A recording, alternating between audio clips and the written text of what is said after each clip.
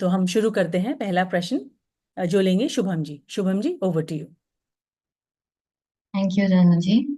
तो जय जिने दीदी, फर्स्ट क्वेश्चन है, मेंटल मिनिमलाइजेशन का जो कॉन्सेप्ट है is about decluttering your mind. इसमें कहा जाता है कि जो विचार और विकल्प हमारे लिए बहुत जरूरी हैं उन्हें रखें और बाकी सब छोड़ दें। इसको कैसे रोजमर्रा में अप्लाई करें? श्योर। बहुत ही रेलेवेंट और इंटरेस्टिंग क्वेश्चन है ये। आप एक बार बहुत सिंपल सिमुलेशन है, इमेजिनेशन है जो आपको करनी है कि एक ऐसे कमरे में प्रवेश करें जहां पे सब अस्त व्यस्त पड़ा हुआ है।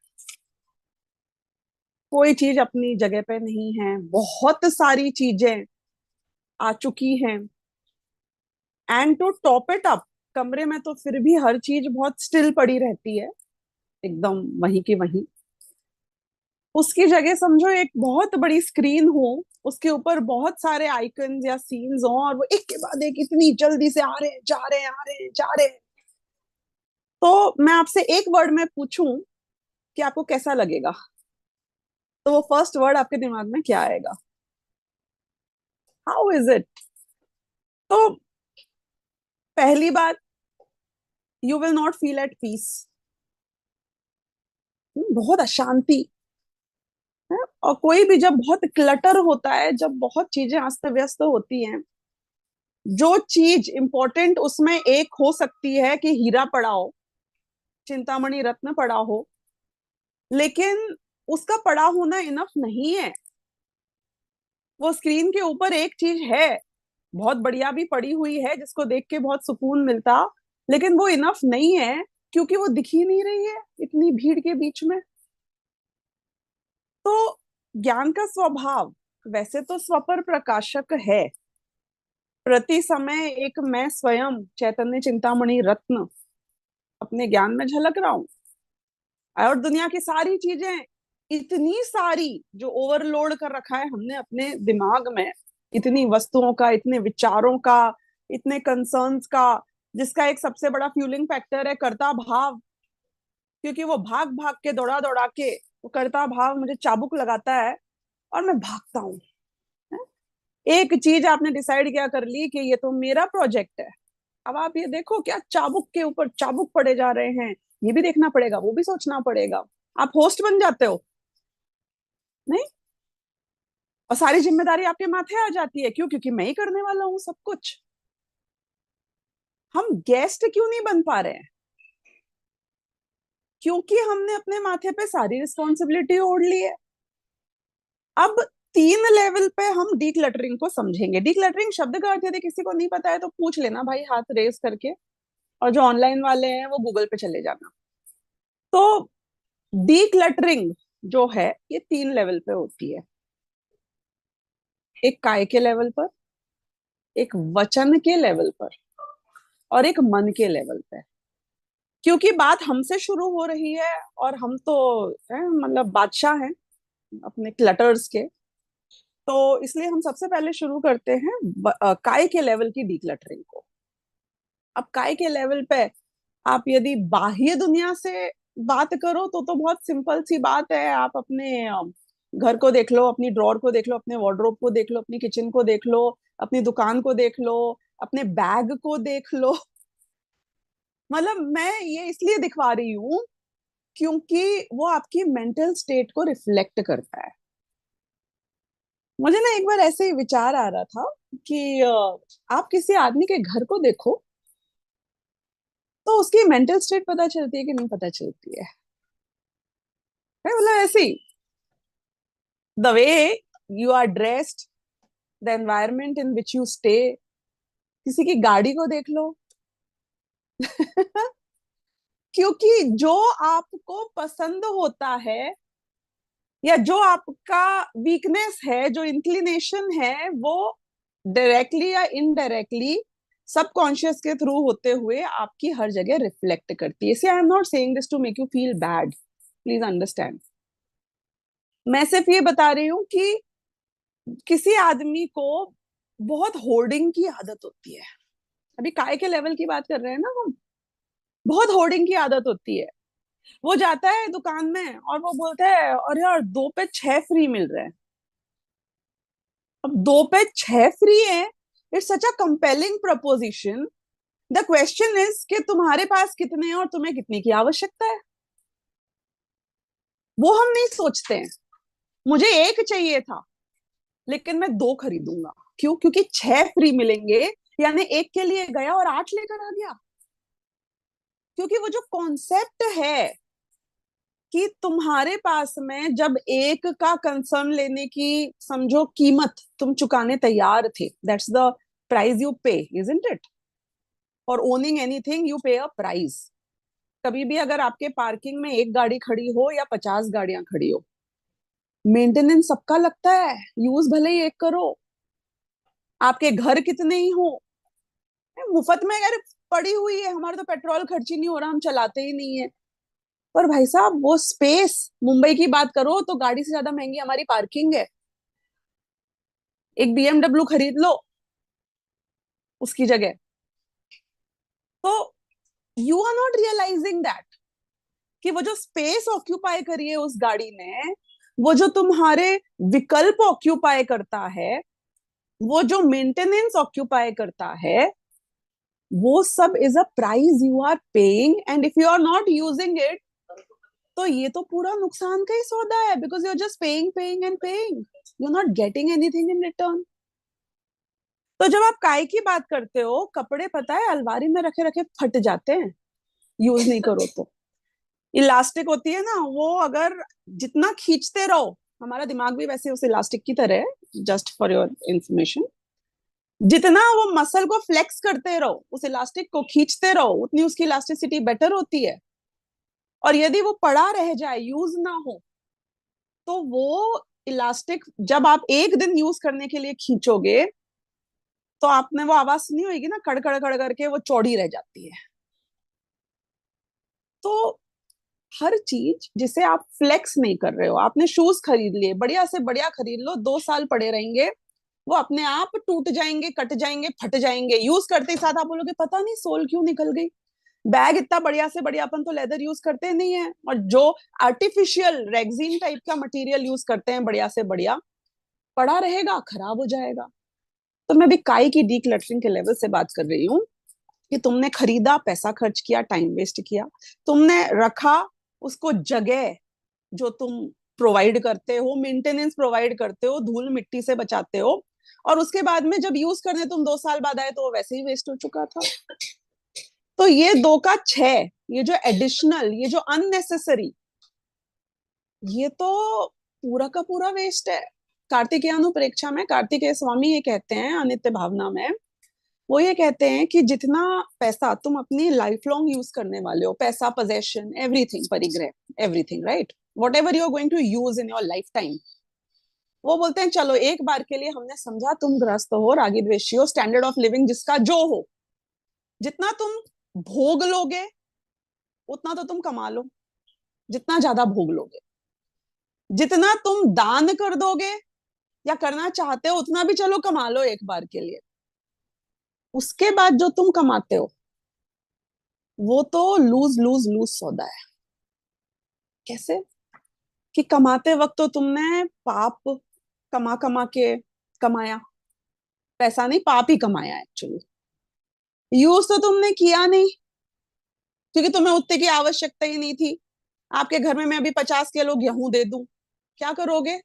500 किलो गेहूं दे दूं, आप बोलो 50 दे दो, 500 दे दो, हमें तो 10 किलो लगता है भाई साहब, उसके ऊपर जो आता है वो डस्टबिन में जाएगा। Like you are not giving me, it's straight going to the bin. तो जो आप ये कमा रहे हो, it's straight going to the bin. वो तुम्हें नरक में कितनी लंबी आयु मिलेगी ये इंश्योर कर रहा है। रिपीट करूं, वो जो एक्स्ट्रा है beyond what you are going to use in your lifetime, अभी मैंने मना तो किया ही नहीं आपके भोगों को, वहां तो मिनिमलिज्म लाई ही नहीं हो। अभी तो मैं खामखा पाप की बात कर रही हूँ, सबसे बाहर के लेवल की एक्स्ट्रावेगेंस की, उस एक्स्ट्रावेगेंस की जिसको आपने भोगा तक नहीं है, अट्टर अट्टर वेस्ट एक्स्ट्रावेगेंस। तो उससे आपने नरक की लंबी आयु इंश्योर करी, उससे आपने नरक में भी और नीचे वाले नरक इंश्योर किया। आप क्या कमा रहे हो, किसे कमा रहे हो? Lose lose lose. कमाते वक्त कौन बहुत एंजॉय कर लेता है एंड ऑफ द डे, हाँ वो एक मोमेंट का सेटिस्फेक्शन, यस मैंने कमा लिया। उसके अलावा आप देखो, सबसे बढ़िया उपवास करते हैं ना वो बिजनेसमैन करते हैं, जॉब वाला भी नहीं करता है, मैं बता रही हूँ आपको। उनका एकदम असली उपवास होता है। लंच टाइम हो गया है, बहुत इंपॉर्टेंट डील चल रही है, एक बार कंसर्न आया खा लें, अरे छोड़ो रोज खाते हैं, विकल्प ही खत्म, आते ही नहीं है उसके बाद।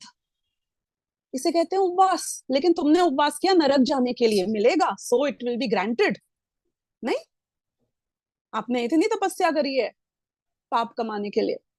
अब आप और विचार करो कि वो वस्तु जो आपने कमा ली इतने पाप को, नरक को कमाकर, उसको जब आप मेंटेन कर रहे हो लाइफ टाइम में, तो बेसिकली आप चौकीदार बन गए ना उसके।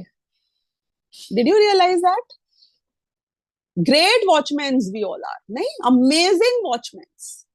सोचो जरा, you watch over your property, you watch over your car. अरे आपने जो वॉचमैन रखा है वो तो फिर भी सो जाता है, लेकिन आपने वो जो प्रॉपर्टी कमा के एक्स्ट्रा रखी हुई है, जिसको 5 साल में एक बार यूज करोगे या शायद लाइफ लॉन्ग यूज ना कर पाओ, तुम तो उसके 100% 24/7 वॉचमैन हो, और सैलरी भी नहीं मिलती है तुमको उसकी, तो चौकीदार बन गए भाई साहब, जिसको तुम भोगने वाले नहीं हो, जिसका तुम्हें फायदा नहीं मिलने वाला है। मतलब उससे बदतर हुए ना, उसे कुछ मिलता तो है वॉचमैन करके, तुम्हें तो नरक मिला वॉचमैन करके। It's a lose lose lose, you are not understanding that. Plus watchmanship के अलावा जो इतना परिग्रह, उसका जो इतना कंसर्न, जो उसकी टेंशन, क्योंकि कल को वहां आग लग जाएगी ना, या एक लिटिगेशन हो जाएगा, तो सारी रिस्क आपकी, दिमाग आपको लगाना है, वहां पे कुछ गलत हो रहा है, सही हो रहा है, मतलब फायदा तो कुछ मिला नहीं। वॉचमैन तो फिर भी देख के निकल जाता था भाई साहब, बाकी कुछ झंझट हो तो मालिक जाने। यहाँ तो तुमको वॉचमैन ही भी करनी है और अपना दिमाग भी खराब करना है उसी के लिए। मतलब हम समझ पा रहे हैं कि हम ये जो एक्स्ट्रा कर रहे हैं, वहां पे ये शब्द लिखे हैं कि ये तुम्हारे मरने के बाद या तो ये तुम्हारे लालची रिश्तेदार ले जाएंगे, रिश्तेदार नहीं, लालची रिश्तेदार, तुम्हें पता नहीं है तलवारें निकल जाएंगी इसके लिए, हर आदमी आ जाएगा हक मांगने के लिए, तुम्हारे सगे बेटे लड़ मरेंगे इसके कारण। दादा कई बार ये बात कहते थे कि मुझे, दादा 3 भाई थे ना ये, छोटे दादा, बड़े दादा, मतलब हुकुमचंद जी भारू, रतन चंद जी भारू, उनके छोटे भाई थे उत्तम चंद जी भारू। तो ये 3 भाई थे। बोले मुझे इस बात का इतना संतोष रहा कि मेरे पिताजी हमारे भाइयों के लिए, हम तीनों के लिए कुछ नहीं छोड़ के गए, इसलिए हम तीनों में इतना प्यार है और हम तीनों एक दूसरे के लिए सब करने तैयार। एक चीज छोड़ जाते और फिर आप देखते क्या तांडव रचा जाता। अरे तुमने अपने बच्चों की फूट कमाई है भाई साहब, तुम बोलते हो मैं 7 पुश्तों की व्यवस्था करता हूं, मूर्ख, मूर्ख है हम। तुम अपने बच्चों का को जानी दुश्मन बना रहे हो, उनके रिश्ते खत्म कर रहे हो। ये जो एक्स्ट्रा तुम्हें लगता है किसके काम आने वाला है? तो या तो लालची रिश्तेदार जो बर्बाद हो जाएंगे, मुफ्त की आई हुई चीज ना लगती भी नहीं है, सच बता रही हूँ, उसकी कोई कीमत नहीं होती है और वो ऐसे ही चली जाती है। और या फिर सरकार, और गजब की बात तो देखो, सरकार से ही बचाता हूँ टैक्स चोरी करके, सरकार से ही या मायाचारी करता हूँ, सरकार को जिंदगी भर गाली देता हूँ, और पता है तुम कमा तो सरकार के लिए ही रहे हो, क्योंकि आधे से ज्यादा जो तुम्हें पता है ना, जो ये सीक्रेटली तिजोरियों में कागज रखे हुए हैं, ये वाइफ को पता भी नहीं चलेंगे, बच्चों को पता भी नहीं चलेंगे कहाँ कहाँ कमाए हैं और क्या क्या इन्वेस्टमेंट किया है। 4-6 तो तुम ही भूल गए होगे और वो सब चले जाएंगे। तो मैं बात कर रही हूँ परिग्रह की, मैं बात कर रही हूँ अनाप शनाप इकट्ठा करने की, मैं बात कर रही हूँ अपने जीवन को जब हम पोजेशन से क्लटर कर देते हैं, इतना इकट्ठा कर लेते हैं, इकट्ठा करने से पहले 2 बार सोचते नहीं है, we don't blink our eye before deciding to splurge on another one. तो कार्तिकेय स्वामी जैसे बोलते हैं कि तू भोग लेता और फिर नरक जाता तो फिर भी समझ में आता, तू तो मुफ्त में ही बेवकूफ बन गया। ये है काय का क्लटर।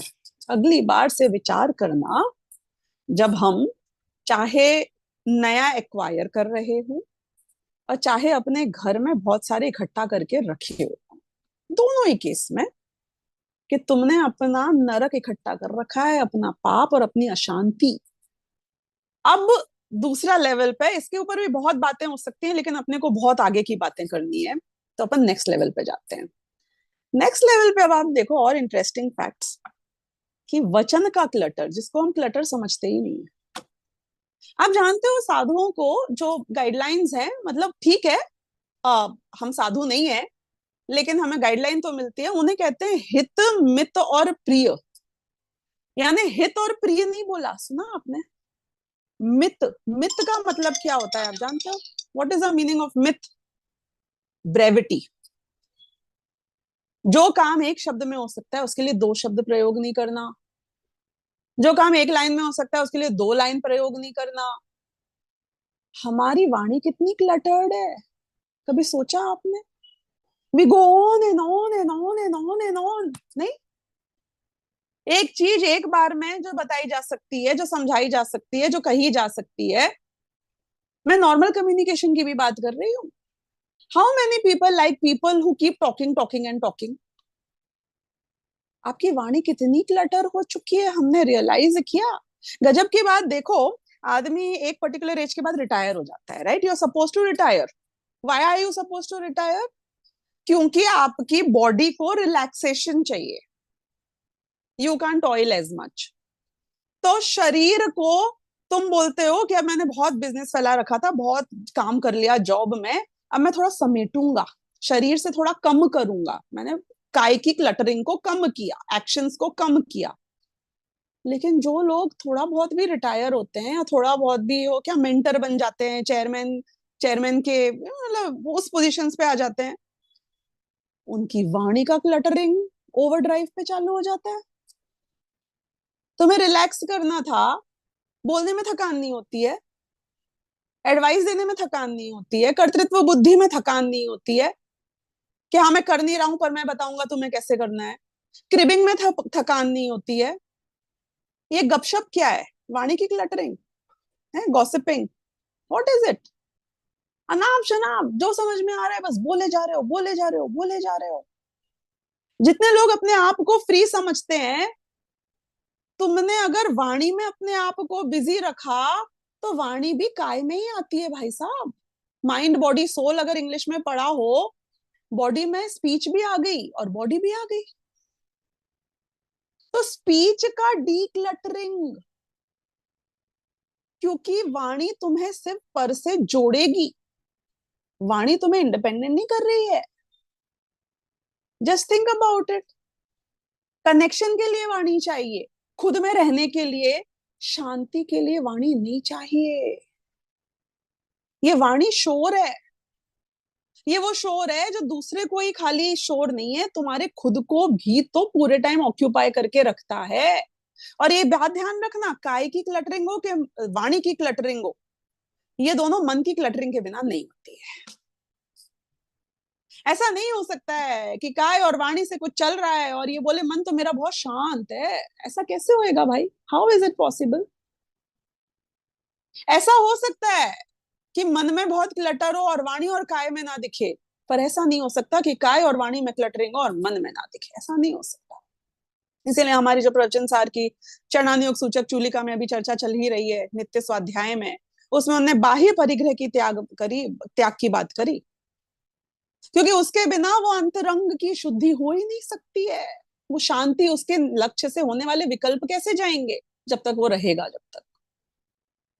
अब हम आते हैं, मैं बहुत इलेबरेट नहीं कर रही हूँ, पर वाणी की क्लटरिंग पे भी आप थोड़ा सा दिमाग लगाओगे तो मुझसे ज्यादा बढ़िया आप भी चर्चा कर सकते हो वाणी के द्वारा इस बारे में, क्योंकि बहुत स्कोप है वाणी में। मैं बता रही हूँ, जो अशक्त से अशक्त लोग होते हैं ना, शारीरिक रूप से, कोई बार नहीं है वाणी की क्लटरिंग में, गरीब अमीर का बार नहीं है।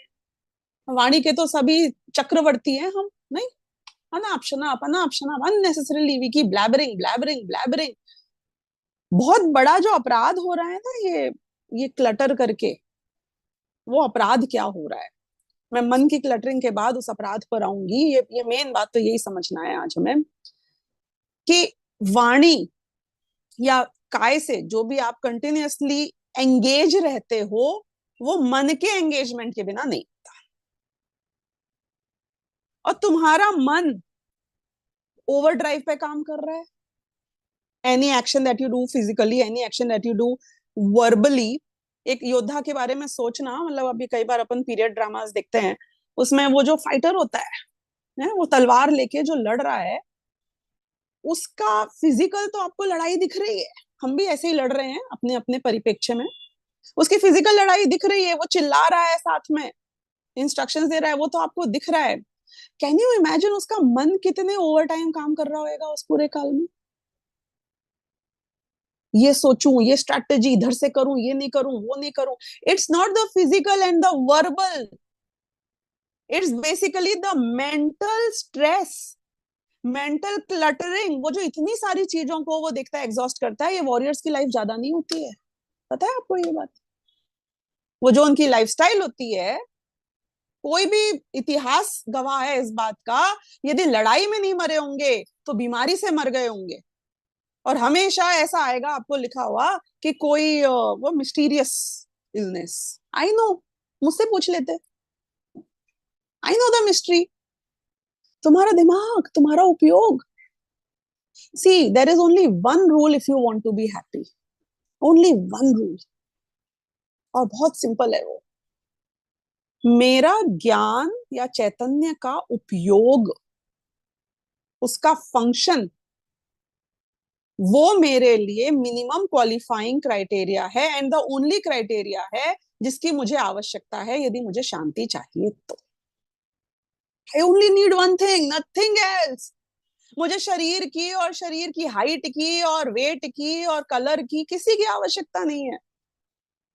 मुझे वाणी की गूंगा हो जाऊं तो फर्क नहीं पड़ता है, और हमारे तीर्थंकरों ने इस बात को सिद्ध कर दिया, क्योंकि दीक्षा लेते ही मौन ले लिया। You don't need the speech. वाणी की बिल्कुल आवश्यकता नहीं है, सिर्फ पर से कनेक्ट करता है। एक ही रूल है, मुझे मेरा उपयोग अपनी शांति के लिए चाहिए, और वो उपयोग जब शांत रहता है, जब क्लटर्ड नहीं होता है, तो शुद्ध रहता है। वो उपयोग जब उसमें कोई भी राग द्वेष का क्लटर नहीं होता है, वो उपयोग जिसमें परद्रव्य की गे को जानने की चंचलता नहीं होती है, वो उपयोग जो शांत रहता है वही शुद्ध रहता है, और जो शुद्ध रहता है वही शांत रहता है। अब इस उपयोग का सबसे बड़ा दुश्मन कौन है, बताओ आप। आई नीड माई उपयोग for my own purpose, right. अपनी मुक्ति के लिए, अपनी शांति के लिए, अपने सुख के लिए आई नीड, मुझे उपयोग का उपयोग करना है अपने लिए। तो मेरा सबसे बड़ा दुश्मन कौन हुआ दुनिया में, कि मेरा उपयोग यदि कोई और यूज कर रहा है, कहीं और एंगेज कर रहा है, वो मेरे सबसे बड़ा समझो शत्रु है। काय तुम्हारे उपयोग को बिजी कर रही है तो वो तुम्हारी शत्रु है। परिग्रह तुम्हें उपयोग को बिजी कर रहा है, वो तुम्हारा शत्रु है। वाणी तुम्हारे उपयोग को यूज कर रही है, वाणी तुम्हारी शत्रु है। और मन में बैठे बैठे ये उपयोग यदि एक बंदर की तरह चंचल हो रहा है, इधर का उधर भाग रहा है, तो ये आत्मानुशासन में आता है कि जो उपयोग है ये बंदर की तरह है। बंदर को कभी एक पेड़ के ऊपर शांति से बैठे हुए नहीं देखा होगा, एक डाल से दूसरी डाल पे उछलता रहता है, उछलता रहता है। बिल्कुल ऐसा ही मेरा ये बंदर है। तो ये उपयोग, जो ये अस्थिरता, ये जो चंचलता, हमारे दिमाग को इतना क्लटर करा हुआ है। एक विचार आता है, उसके बाद दूसरा विचार आता है, तीसरा विचार आता है, चौथा विचार आता है। कभी कभी डिस्कनेक्टेड विचार आ जाते हैं, जिस संबंध में आ रहे हैं रिपीट मोड में आते रहते हैं। तुमको फ्री नहीं छोड़ते भाई साहब, फ्री नहीं छोड़ते। तुम मेरे उपयोग को इतना कलर करोगे, इतना क्लटर करोगे, तो मेरा उपयोग अपने आप को जानने के लिए फ्री नहीं हो पा रहा है। और हमने शुरुआत जो की थी ना आज की बात की, कि वो कमरे में इतनी वस्तुएं हैं, वो चिंतामणि रत्न तो दिख ही नहीं रहा है ना। क्यों? क्योंकि पूरा क्लीन होता कमरा और सिर्फ एक चिंतामणि रत्न होता, 1 सेकंड में दिख जाता। क्लीन करना पड़ेगा, हमारा उपयोग को क्लीन करना पड़ेगा। क्लीन कैसे होएगा भाई, क्लीन कैसे होएगा ये उपयोग? तुम्हारी श्रद्धा इसे क्लीन करेगी। जब तुम ये कर्ता बुद्धि छोड़ोगे, सबसे बड़ा जो तुम्हारा दुश्मन है उपयोग में इतनी वस्तुओं को लाने का, इतने सारे कंसर्न, इतनी दिमाग की बाट लगा रखी है। क्यों? क्योंकि ये करना है, अब वो करना है, एक काम करना है तो 50 विकल्प करने हैं वो करने के लिए। अब टाइम से नहीं हुआ, अब लेट हो गया है, अब मैं ही तो करूंगा। तो वो गवर्नमेंट ने बोला था तुम्हें करना पड़ेगा ये सब, अरिहंत देव की वाणी थी तुमको ये करना पड़ेगा। कोई बोलता है मैं जिस दिन अपने घर में एक पार्टी रख लेती हूँ, खासतौर पे इंडियंस तो फिर भी हम बहुत फॉर्चुनेट हैं, बाहर तो देख लो आप गए भाई साहब गए, क्योंकि आपका उपयोग सोते वक्त भी रात को 2 बजे याद आता है, अरे यार ये तो मैंने देखा ही नहीं, और आप उठ के पहले रिमाइंडर डाल रहे हो। यू नीड योर उपयोग। रात को तुमको 2 बजे ये नहीं याद आता है कि अरे मेरा ज्ञान स्वभाव ऐसा है, ये तो मैंने रियलाइज ही नहीं किया था, क्योंकि वो बेचारा एक ही जगह फोकस कर सकता है, आप समझ ही नहीं रहे हो।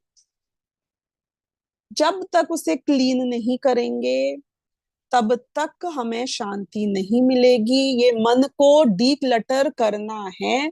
जब ये कॉन्सेप्ट की क्लैरिटी आती है और एक समय के लिए भी उपयोग जब क्लियर हो जाता है इन क्लटर से, उसे कहते हैं निर्विकल्प आत्मानुभूति। क्योंकि विकल्पों के क्लटर से क्लियर हुआ है उपयोग। ये विकल्प, ये क्लटर है, असली क्लटर ये विकल्प ही है। असली जड़ है सारे अपराधों की, शैतान की जड़ वो तोता है ना, जिसमें उस चुड़ैल की जान है। वो तोता कौन है? वो तोता ये उपयोग है, जो कि कॉन्स्टेंटली पर द्रव्य में बिजी करे हुए है अपने आप को। इसे शांति नहीं मिल रही है, और इसे शांति नहीं मिल रही है इसीलिए ये विकल्पों में उलझता है, ये राग में उलझता है, ये परद्रव्य में इधर से उधर भागता है। तो ये हमारा मन का डीक्लटरिंग का जो फर्स्ट लेवल है, श्रद्धा का लेवल, वो है हमारा लेवल, मिथ्या दृष्टियों का लेवल। पहले तो इस बात को एक्नॉलेज करो और रियलाइज करो कि प्रॉब्लम कहाँ है। प्रॉब्लम यहाँ है, ये उपयोग की चंचलता में, उपयोग के राग में, उपयोग में जो इतनी चीजें भर रखी हैं दिमाग में, यहाँ है सारी की सारी प्रॉब्लम। जब ये समझ में आ जाता है तो वो एक समय के लिए जो निर्विकल्प अनुभूति होती है उसी का नाम सम्यक दर्शन है।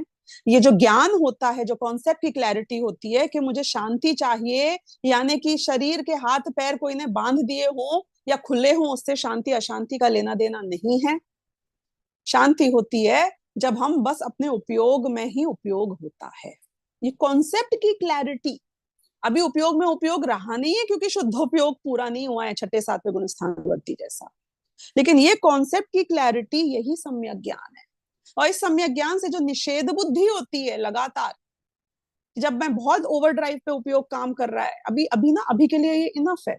आई am not saying stop shopping, I am not saying कि अपने घर में से सारे फर्नीचर निकाल के फेंक दो, लेकिन रियलाइज तो करो कि ये क्लटर है।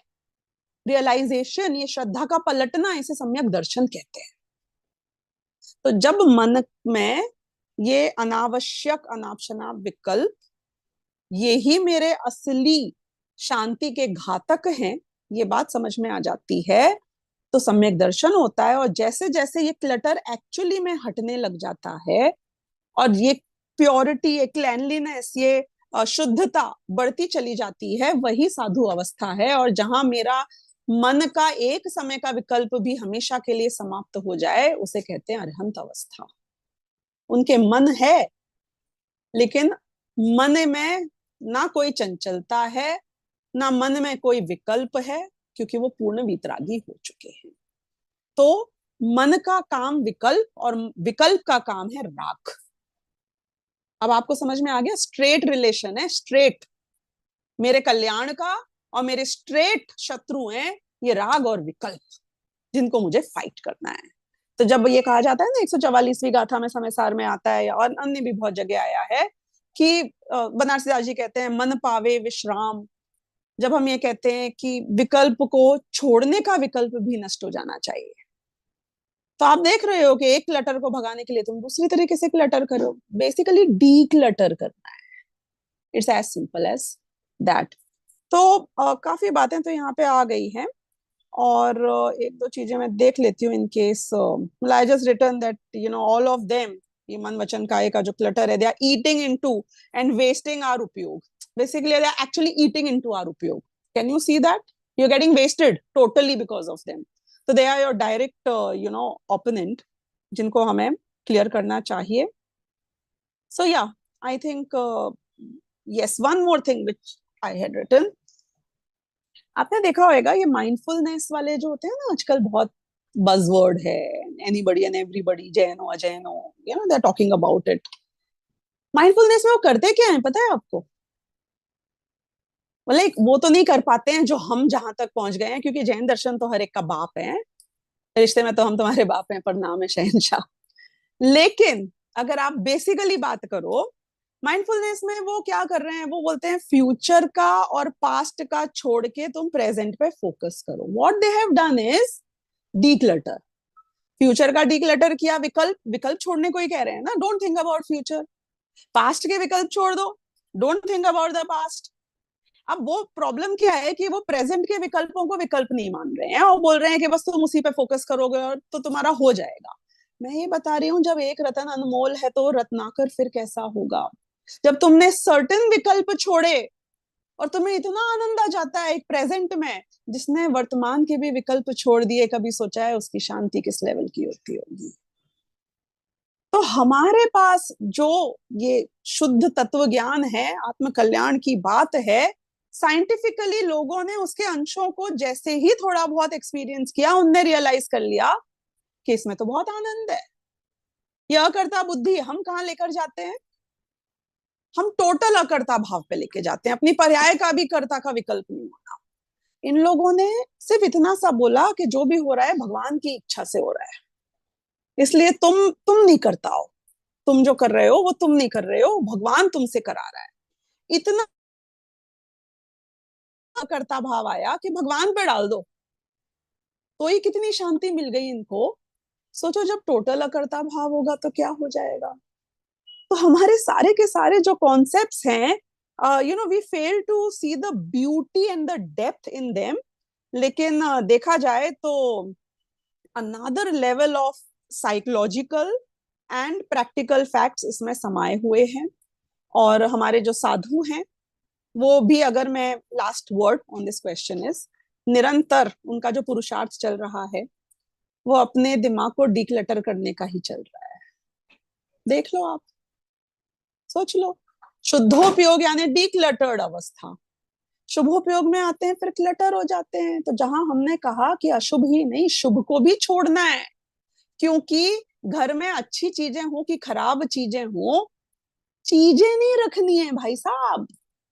अशुभ का विकल्प नहीं, शुभ का विकल्प भी नहीं, क्योंकि वो विकल्प है, वो राग है, और राग क्लटर करता है, चंचल बनाता है, एंजॉय नहीं करने देता है। भोग लगते अच्छे हैं लेकिन भोगों में भी शांति कहाँ है?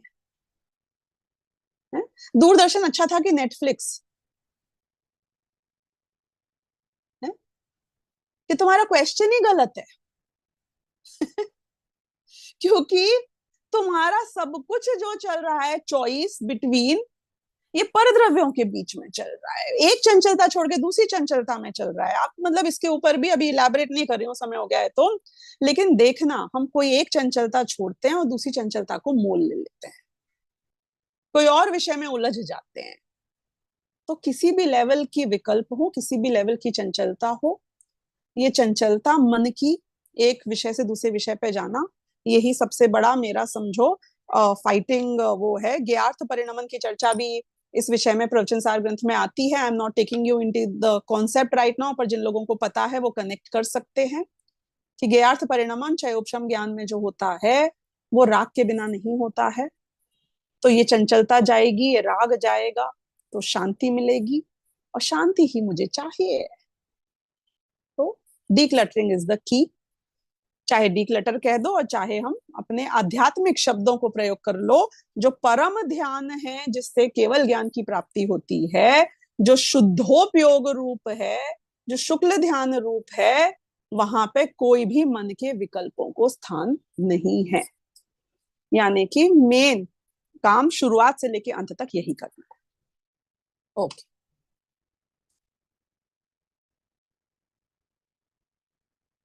you want to move to the next question Yeah, or yeah. thank you, Didi. That was exceptional. And I just forgot to mention, जो दीदी का ही नाम का चैनल है स्वानुभूति जैन, उस YouTube चैनल है, उस पे आप जाइए एंड उस पे आपको बहुत सारे लेक्चर्स तो मिलेंगे ही, और आजकल प्रवचन सार जी का चल रहा है एंड इतना आनंद आ रहा है। और जो नेक्स्ट क्वेश्चन है वो उसी से रिलेटेड है, क्योंकि हमें बिल्कुल मुनिराज के माइंड की हमें मतलब फर्स्ट हैंड एक्सपीरियंस मिल पा रहा है हमें। तो the second question is, Bahubali Muniraj 1 वर्ष तक ध्यान में रहे, ऐसे में वे छठे सातवें गुण स्थान में झूलते रहे होंगे, उनकी अंतरंग मनस्थिति, विचार और विकल्प कैसे रहे होंगे? तो बाहुबली मुनिराज के बारे में पहले तो मैं, वैसे आप जानते होंगे पर ये क्लैरिफाई करना चाहूंगी, वो वज्र वृषभ नाराज सहनन के धारी थे और इतने स्ट्रॉन्ग थे। वज्र वृषभ नाराज सहनन के धारी तो भरत चक्रवर्ती भी थे, लेकिन he was stronger than Bharat Chakravarti, he was stronger than a chakravarti for that matter. So you understand कि दोनों ही तद्भव मोक्षगामी है, तीव्र पुरुषार्थी तो भरत चक्रवर्ती एक तरीके से कहें तो थोड़े से एक नौच अभाव बाहुबली भगवान थे। क्यों? क्योंकि उन्हें अंतर मुहूर्त में ही सिद्ध अवस्था प्राप्त, अरिहंत अवस्था प्राप्त कर ली थी। लेकिन इसका मतलब है कि जो वज्र वृषभ नाराज सहनन के शरीर होते हैं उसमें भी ग्रेड्स होते हैं of stronger and may be probably comparatively weaker. अब प्रतिमा योग में थे बाहुबली भगवान। I don't know if you have heard of this. बहुत सिंपल है, वर्ड का मीनिंग है प्रतिमा मतलब स्टैचू। प्रतिमा योग होता है जहां पे आप स्टैचू की तरह खड़े हो जाते हो। स्टैचू कैसा होता है कि बस वो कुछ नहीं करता है, ना हिलता है ना डुलता है। प्रतिमा योग highest and the most difficult kind of योग होता है।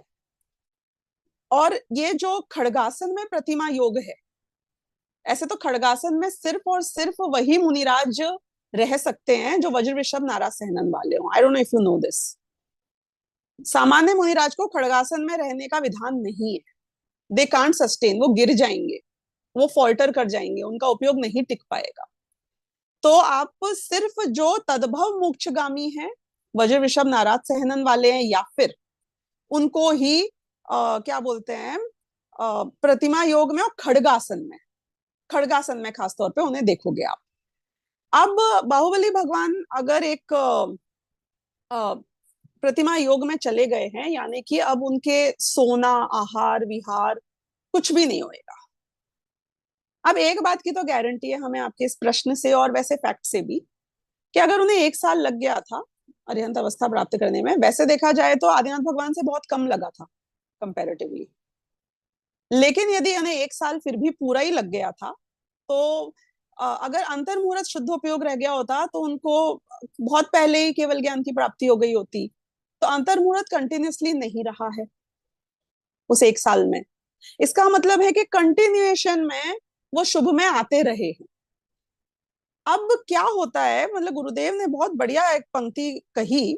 उनने कहा कि मुनि दशा केवल ज्ञान लेने के लिए चैतन्य की झूलती हुई दशा है। छठे सातवें गुणस्थान में झूलने की बात करी ना आपने। झूला झूला है कि भूल गए बचपन में कैसे झूलते थे? एक बार वापस री इमेजिन करो कैसा होता है झूला। गुजरातियों के तो हर घर में होता है, झूलते कम होंगे, बैठते ज्यादा हैं। आगे की तरफ आता है, फिर जैसे ही यहाँ सस्टेन नहीं हो पाता है, यहाँ टिक नहीं पाता है, तो नीचे की तरफ, पीछे की तरफ जाता है। लेकिन जैसे ही पीछे जाता है तो उसके आगे आने की तैयारी चालू हो जाती है। रुकता नहीं है पीछे, टिकता नहीं है नीचे। वैसे ही आगे आने की तैयारी तब तक चालू रहती है जब तक कि पूरा आगे तक नहीं आ जाए। अब आपने देखा होगा झूला कैसे झूलते हैं। कैसे झूलते हैं झूला? जितनी आगे जाना है पीछे जाके उतना जोर लगाते हैं। मैं आपसे बोलूं, झूले को इतनी ऊपर, कंपटीशन करते हैं बच्चे कई बार झूले में, कौन सबसे आगे तक जाता है, क्योंकि केवल ज्ञान तक जाना है भाई साहब, केवल ज्ञान तक जाना है। तो जब आप पीछे आओगे फिर आप उतना ही जोर, you will gather all your strength. वो प्रिपरेशन निरंतर चलती रहती है आगे जाने की, पीछे जाते वक्त भी आगे जाने की प्रिपरेशन। और ये जो आगे जाने की प्रिपरेशन है, ये आपको शुभ में टिकने नहीं देती है, रुकने नहीं देती है, सेटल नहीं करती है। आचार्य अमरचंद ने समयसार की टीका लिखी, उसकी शुरुआत में कहा, परम विशुद्धि को पावे वह परिणति मेरी, समयसार की आत्मख्याति नामक व्याख्या से। अब आप मुझे बताइए कि उनने व्याख्या क्यों लिखी? ताकि आपका कल्याण हो जाए, वो साफ बोल रहे हैं। अरे प्रवचन सार की टीका लिखी है उनने परोपकार के लिए, वो लिख दिया ये तो अन्य शाम, मैं दूसरों के लिए लिखता हूँ। ये समय सार की टीका उनने खुद की परम विशुद्धि प्राप्त करने के लिए लिखी है, because it is helping them. तो जो मुनि दशा है, यहाँ पे हर पल, जैसे आप हर बार जब एक लड़ाई लड़ने जाते हो तो जीतने के लिए लड़ने जाते हो, हारने के लिए नहीं लड़ने जाते हो। हार जाते हो वो अलग बात है, तो दूसरी बार फिर तैयारी करके जीतने जाते हो। तो बाहुबली भगवान की अंतरंग दशा की आप बात कर रहे हैं, उनने तो पहले अंतर मुहूर्त से ही जो प्रतिमा योग लिया, आत्म ध्यान में गए, तो उनका इंटेंशन तो पूरा ये था कि अभी लगातार इसमें मैं केवल ज्ञान की प्राप्ति, पूर्ण वितरकता की प्राप्ति करके ही रहूंगा। लेकिन जैसे तीव्र पुरुषार्थी जीव थे वो, जैसे ही गिरे, जैसे ही पीछे आए, immediately he didn't want to waste his time in ahar vihar people, ये वो, nothing doing, वापस वहीं पे ऊपर चढ़ गए और चढ़ते रहे कब तक? कि जब तक कि पूर्ण वितरागता की प्राप्ति नहीं हो गई। अब आप पूछ सकते हो मुझसे ये बात कि कई जगह आया है कि उनको शल्य थी। I think that is the reason why so many people want to hear this. एक सेकंड, किसी का कुछ कमेंट आया है, मैंने देखा नहीं है। वो यही है कि कुछ बुक्स में लिखा अच्छा, है। Oh oh oh, right right, good. So anyways I was coming to it. हाँ, तो अब जो वो शल्य की बात है, और अच्छे अच्छे एकदम हमारे आचार्यों ने, कुंदकुंदाचार्य, अमरचंद्राचार्य जैसे आचार्यों ने भी ये बात लिखी है, अष्टपाहुड़ वगैरह में भी आता है एग्जाम्पल में, गाथा में। तो आप बोलोगे ये बात कैसे बैठी भाई? अब पहले तो मैं ये बोलूंगी कि अपन ना, मतलब इतने निकृष्ट संसारी मिथ्या दृष्टि जीव हैं, अपन हर एक को अपनी दृष्टि से जज करते हैं, जैसे हम सोचते हैं वैसे ही सोचते हैं। और कई बार आप वैसे सोचकर उस एग्जाम्पल को यूज भी कर लो, तो मैं ये नहीं कह रही हूँ कि बहुत गलत है, क्योंकि ठीक है वो आपका पर्सपेक्टिव है। क्योंकि यदि उन्हें ये शल्य होती कि मैं भरत की भूमि पर हूं, तो उनका सम्यक दर्शन ही क्वेश्चन मार्क हो जाता है। पूछो कैसे? भरत की भूमि, पहली बात तो भरत खुद भूमि को अपनी नहीं मानते थे, छायक सम्यक दृष्टि थे। भरत की भूमि कैसे हो गई? दूसरा, हुज भरत? जब माता पिता नहीं रहते, दीक्षा लेते ही साथ, नॉर्मल साधु के भी, जब देश आपका देश नहीं रहता, भूमि आपकी भूमि नहीं रहती, आपको लगता है कि एक भूमि के टुकड़े की ओनरशिप, और वो भी मेरे भाई की, जो मेरा राइवल था, भाई मानेंगे भरत को? और राइवल मानेंगे, या तो राग द्वेष सब कुछ हो गया, एकत्व ममत्व करते तो भोक्तृत्व सब कुछ हो गया। इसको रहते हुए सम्यक दर्शन की प्राप्ति हो सकती है। जब सम्यक दर्शन की प्राप्ति नहीं होगी तो शुद्धोपयोग कैसे होएगा? और शुद्धोपयोग नहीं होएगा तो अरिहंत कैसे बने? यदि वो मर गए होते और यदि उनकी कुगति हुई होती, तो मैं 100% इस बात को मान लेती कि उनके मन में 1 साल तक क्या कर रहे थे, कि शल्य बनी हुई थी कि भाई की भूमि है, इसीलिए ऐसे वो अपने, है ना सेठ जी, पानी पानी पानी करके मरे। कैसे पता चला पानी पानी करके मरे? मेढक बने, इससे पता चला। तो ये बात तो बहुत ही नितांत इम्पॉसिबल है। एक बार के लिए अब मेरे को ये चेक करना पड़ेगा शास्त्रों में कि बाहुबली छायक सम्यक दृष्टि थे कि छायोपशमिक सम्यक दृष्टि थे जब उन्होंने मुनि दीक्षा ली। क्योंकि यदि वो छायोपशमिक सम्यक दृष्टि है, तो कदाचित ये हो सकता है कि एक पल के लिए उनका मिथ्यात्व में चले गए हों, अगर वो शल्य हुआ तो, या उनकी अगर भूमिका गिरी, गुणस्थान गिर गया हो, अगर छायक सम्यक दृष्टि हो तो भी, कि उनके मन में विकल्प आते हैं ना, ऐसे उदाहरण भी शास्त्रों में, वो पेड़ के नीचे वाले और सब। एक समय के लिए उनके परिणाम बिगड़ गए और कदाचित वो तो अब केवल ज्ञान ही जानते हैं भाई, वो हमें कैसे पता। लेकिन वो ऐसी चीज नहीं है जिसकी चर्चा की जाए और जिसको ऑथेंटिक मानकर उस चीज को ही 1 साल तक उनको ये शल्य बनी रही, तो वो छठे सातवें गुणस्थानवर्ती नहीं थे। अगर छठे सातवें गुणस्थानवर्ती नहीं थे तो वो वैराग्य जिसके कारण वो खड़े रहे प्रतिमा योग में, वो पॉसिबल ही नहीं था। टिकेगा कैसे उस वितरागता के बिना ये लेवल ऑफ स्ट्रेंथ कि वो वहां खड़े रहे और आत्म ध्यान करते रहे। तो इसलिए ये सब बातें देखो, लोक में बहुत चीजें यूज होती हैं उदाहरण की तरह, अपनी अपनी दृष्टि हम लगा देते हैं। भरत बाहुबली की कहानी में भी दादा ने अलग परिप्रेक्ष्य बताया, मेरे को भी वही कन्विंसिंग लगता था हमेशा से कि ये भरत ने बाहुबली के ऊपर चक्र चलाया नहीं। जब वो हार गए तो उनने बोला ये ले चक्र, तू ले ले, और वो चक्र को भेज दिया जा उनके पास, और चक्र प्रदक्षिणा देके बोल, भेजने से मैं ना जाता हूं ना आपके कहने से आया था। तो चक्र वापस आ गया। दुनिया क्या बोलेगी, देखो भाई ने भाई पे चक्र चला दिया, चक्र चला दिया। अरे दे रहा था वो, आपको क्या पता दे रहे थे कि नहीं दे रहे थे। तो दुनिया is accustomed and tuned to think from their own perspective. When you talk, you don't explain what's happening out there, you explain how you think about things. हम जब कहते हैं, हम ये नहीं बताते हैं कि वहां पे क्या हो रहा है, हम ये बताते हैं कि हम उसे कैसे देखते हैं। उसी बारिश को कोई बोलता है कितना अच्छा मौसम है, स्विट्जरलैंड में चले जाओ वो बोलते हैं द वेदर इज बैड। हम धोखा खा गए थे इस चक्कर में। उसने बोला tomorrow is a very good weather, पता चला बहुत धूप निकलने वाली है। हमने कहा ये तो बड़ा बकवास वेदर है। बोले दिस इज गुड वेदर। मैं कहा परसों तो बारिश है, ज्यादा अच्छा दिन है। बोले नहीं, that is bad weather. Good और बैड वेदर नहीं था, वो बारिश को खराब समझता है, हम बारिश को अच्छा समझते हैं। तो हम सबको अपनी दृष्टि से जज कर रहे हैं।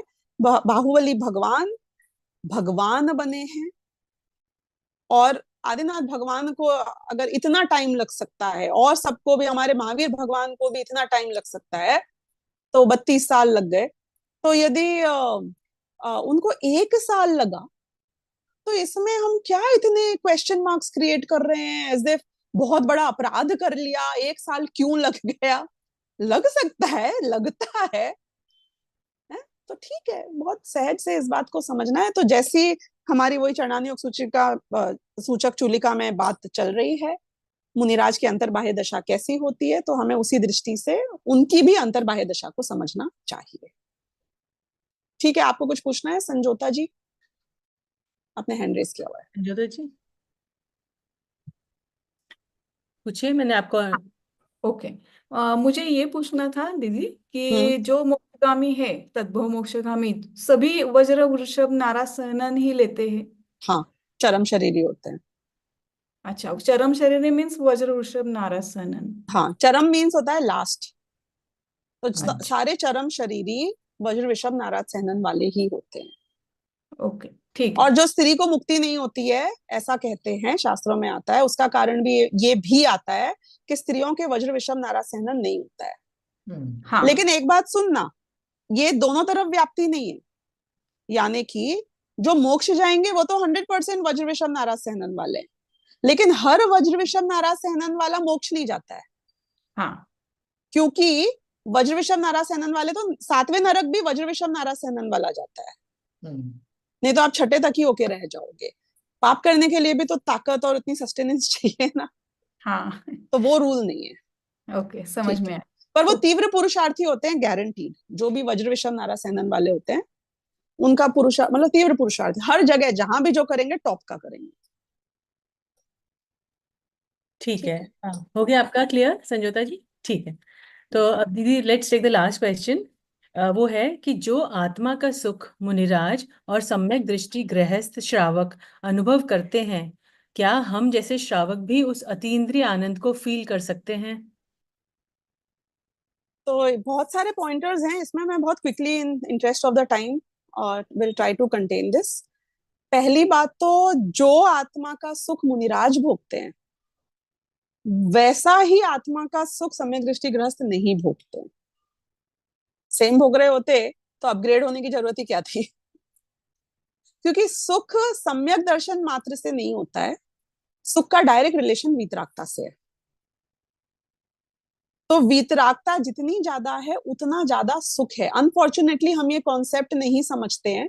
हम वीतरागता को तो दुख रूप समझते हैं और सुख को अलग ही चिड़िया का नाम समझते हैं, पता नहीं कहाँ से मिलेगी वो।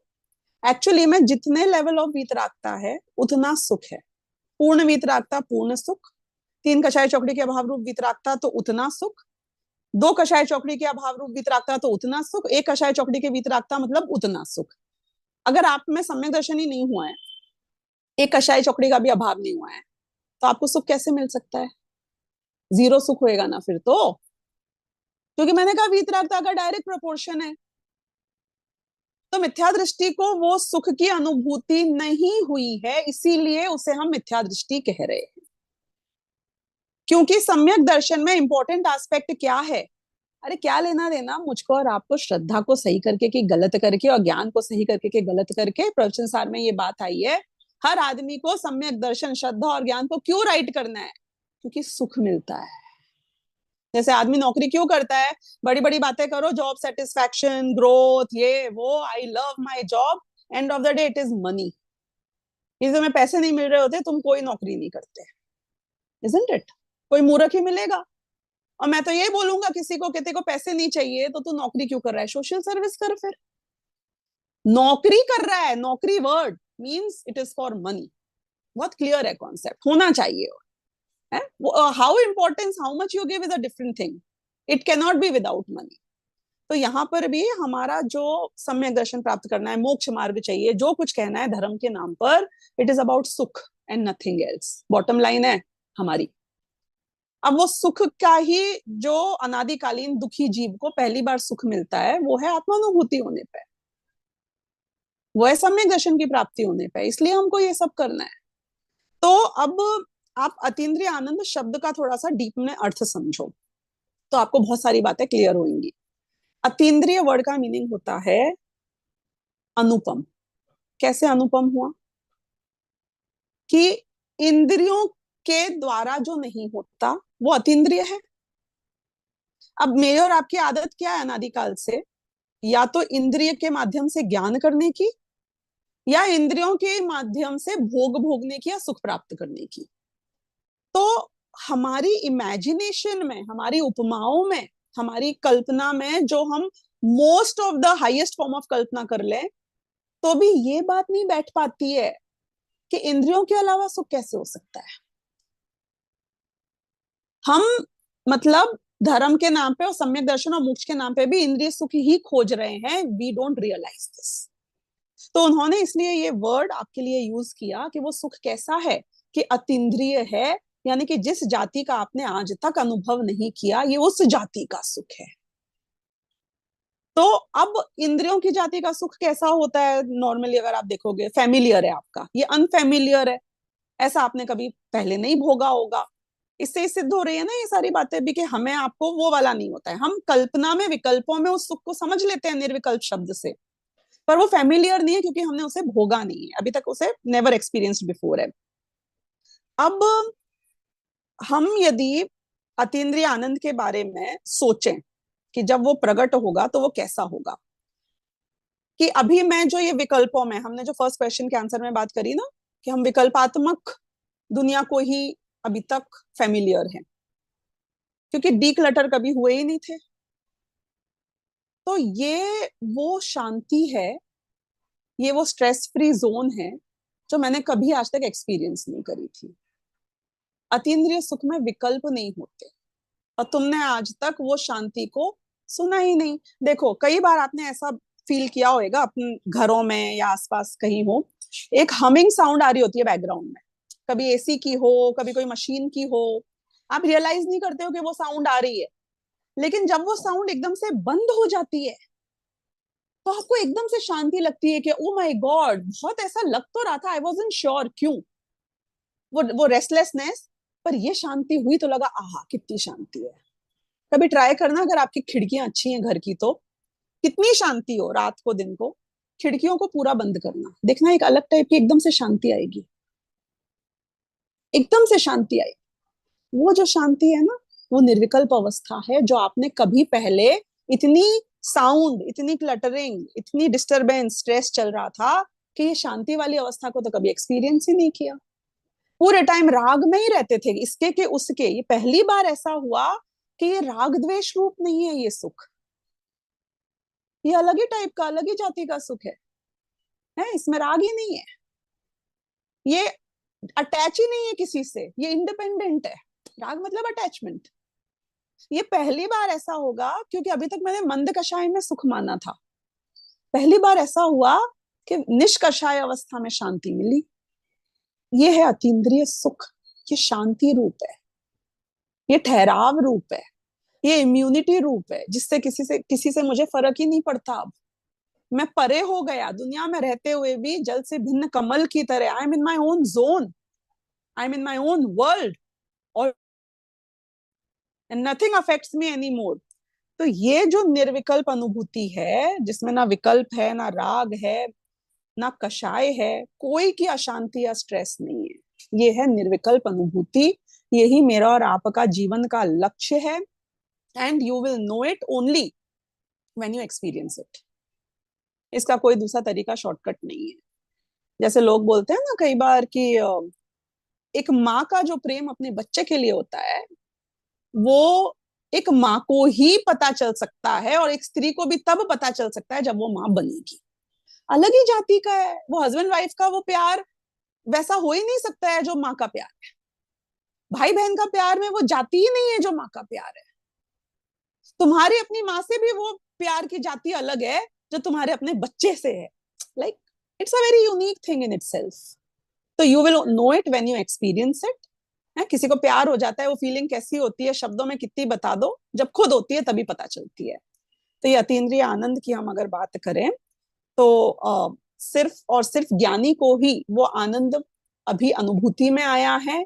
और जैसे हम मतलब नेगेटिव एग्जांपल है, जैसे once you have tested blood, जानवरों के लिए कहा जाता है, तो फिर मतलब वो शेर ने इंसान का खून चख लिया, फिर वो आदमखोर हो जाता है। तो वैसे ही एक बार आपने अतीन्द्रिय आनंद को चख लिया, फिर उसके बाद में you craving to get back to it, और फिर वही क्रेविंग के लिए आप बार बार उस शांति में जाना चाहते हो, तो वो ही आपकी अवस्था बढ़ बढ़ के छठे सातवें गुण स्थान तक और पूर्ण वीतरागता तक पहुंचती है। वो लेवल चेंज हो रहा है। तो ठीक है, ये सारी बातें आई थिंक मोर और लेस आ गई। अपना समय भी हो गया है, so I will not take it any further. Sorry, मैंने देखा नहीं, कुछ चैट्स आए हैं। चौथे काल में स्त्री का कौन सा सहनन होता है? वज्र विषम नारासनन तो कभी भी नहीं होता है। और चौथे काल के सहनन कौन कौन से पॉसिबल है, लिखे हुए हैं शास्त्रों में। अब अभी तो अपन असंप्राप्त पार्टी का यानी लीस्ट मोस्ट है, वर्स्ट मोस्ट में रह रहे हैं। और ऐसा कंपलसरी नहीं, चौथे काल में सबका परमानेंट वही होता है। पहले दूसरे तीसरे काल का तो फिक्स है, सबका सिमिलर होता है। चौथे में यू हैव फुल वेराइटी। पुरुषों में भी सब नहीं होते हैं वज्र विषम नाराज वाले, सब टाइप की वैरायटी होती है, जैसी जो यथा योग्य हो। तो आप देख सकते हो शास्त्रों में और डिटेल में, पर पॉसिबिलिटी सारी है। मैं जब भी मोक्ष प्राप्त होगी तो वज्र विषम नाराज सहनन होगा ही, जिस भव से। Yes, that's right.